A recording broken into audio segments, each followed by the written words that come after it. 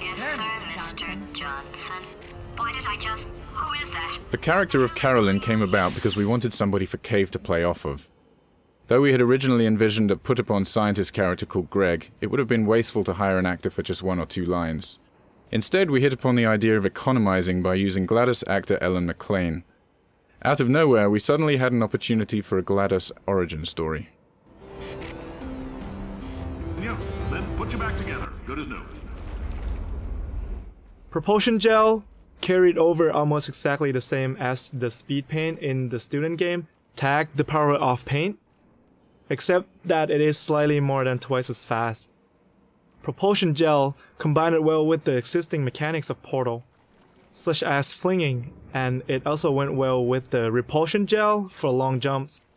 We had to tweak the player's control on Propulsion Gel to feel right in the Portal universe, and also added a slight funneling effect to help guide the player when they're speeding into a portal. Portal Paint was the last paint we added to the game, and for a long time we weren't sure of the best way to use it. We experimented with the delivery method and found that it was most effective when it was deployed in large quantities.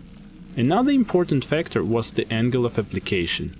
Dropping the paint at an angle allowed the player to play more freely with the paint, which gave them the liberating feeling of breaking the rules by being able to place portals where they couldn't before.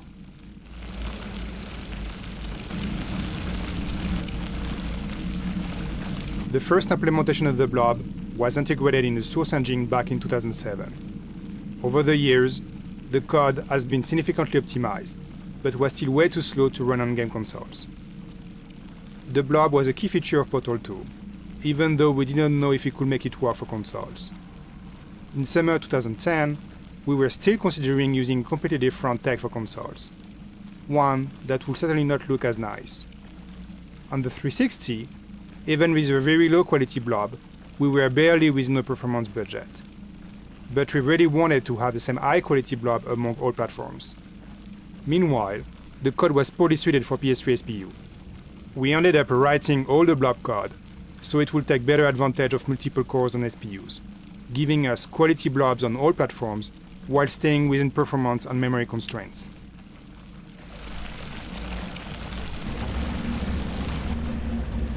With the gel sounds for Portal 2, we wanted to create something whimsical that would add to the player's enjoyment of the mechanics, without crossing over the line into ludicrousness.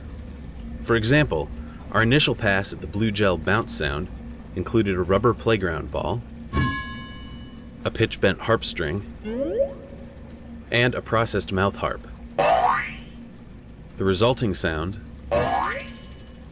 captured the idea of fun, but was off the charts on the goofy scale.